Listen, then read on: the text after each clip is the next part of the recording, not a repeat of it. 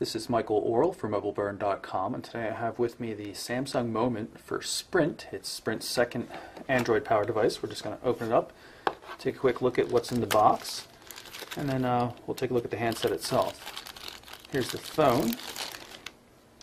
Sliding keyboard here. Set that aside and we'll go over in a little more depth in a moment. First, let's take a look at what's in the box. Inside this blue plastic bag here, looks like a micro USB cable. That's correct. A pair of 3.5mm stereo headphones. And this is the Samsung charger, also micro USB, as you would expect. In terms of manuals, what do we have here?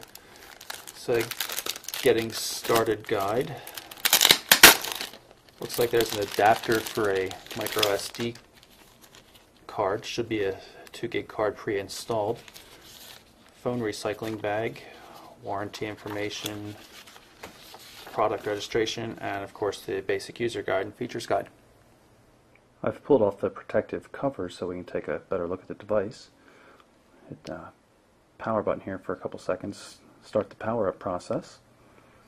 It's a 3.2-inch half VGA resolution AMOLED display, so it's an active matrix organic LED display, which means there's no backlight. Each pixel emits its own colors, which is nice. Saves battery powered when used with black-based themes and such, and also just provides far more vivid colors. In terms of the hardware design, you can see it's a slide-out QWERTY keyboard, offset keys, 4 rows, but unfortunately only 3 of the rows are meant for the alphabetic keys and the space bar. There's a dedicated row for numbers, which might sound good for dialing, but with the touchscreen I don't really think that's an issue. What it means is that the space bar gets in between the B and the V key and throws off the layout of the keyboard. On the left edge here we have a volume control, little lanyard fixing point there. Up top, it looks like a 3.5mm headphone port. It's covered. Covering that's okay, I guess, but the micro USB port over here, I wish it wasn't covered. It's a lot more convenient considering most of these Android devices need to be charged daily. I'd rather just have the port without a cover. This looks like a voice dialing button, and this appears to be the camera shutter button. Nothing at all except the microphone hole on the bottom.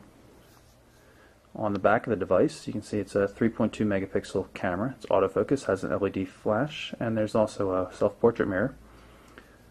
Grill for the speaker, and Samsung Moment, and with Google branding on the back. Phone's now powered up, so you can see the gorgeous AMOLED display. It's only 3 home screen panels. This is a with Google device, and as such, it's pretty plain Jane. Let's take a look and see what kind of extra widgets and things like that are offered. We've got NFL Mobile Live, Sprint TV, and 2 different weather channel widgets, but otherwise pretty generic, pretty much stock stuff. Shortcuts also looks to be generic. Look at the wallpaper gallery. Now this image that we're using right now we can recognize from a lot of different Samsung devices, especially the AMOLED devices. The rest of the backgrounds look like they're base level cupcake stuff. Let's hit the touch sensitive menu button right here and we'll go into settings and see what version of the OS it's running. So this is Cupcake, it's 1.5. You can see right here. SPH M900, the official name. The touch sensitive buttons seem to work pretty well. Don't have any issues whatsoever with them. And the screen also seems to work pretty well. That there must be one of the weather widgets we saw. I'm going to pop open the keyboard here and see if we can just get to something where we can create a message without going through and signing up for Gmail and all that kind of stuff.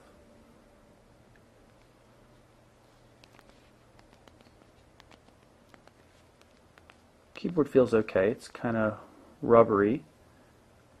I can feel a problem though right here in between the spacebar. The spacebar appears to be just two separate buttons. If you hit the right or the left edge, it works really well. If you hit in the middle, sometimes nothing happens.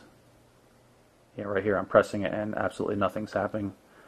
So that's a bit of a problem. Definitely a little bit weird. The layout's not horrible, I suppose, but the spacebar seems to be pretty bad, and I really wish they had gone with letters on that extra row so you could just get a spacebar and other controls.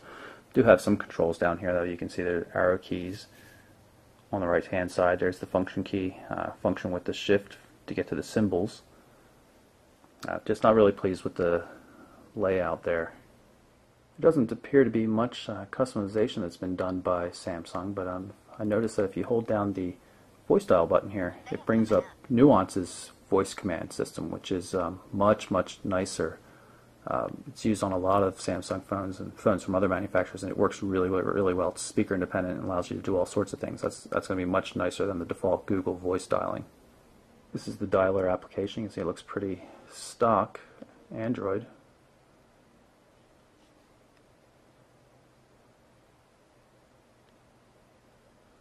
Here's the main menu. See Google Maps, some sort of IM client, NASCAR, NFL Mobile Live, Sprint TV, Sprint Navigation. So definitely some Sprint applications in there. And this one, work email, is probably the Exchange client.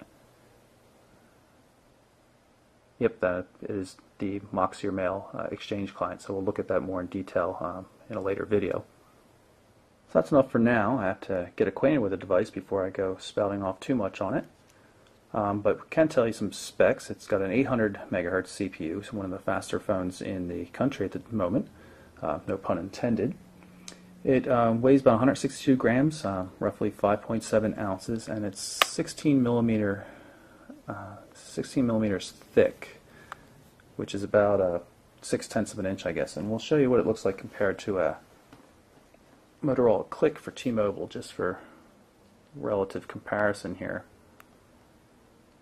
Don't judge the screen brightness. I have the AMOLED display all the way up and the Motorola is all the way down. But just look in terms of size. You can see they're both sideways sliders, both have 4 rows of keyboard.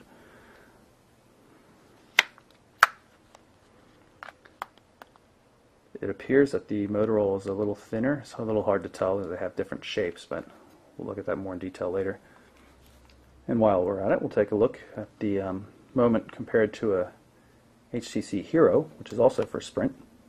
You can see the Hero is quite a bit smaller, although it lacks the hardware keyboard. It does have the same size half VGA display though.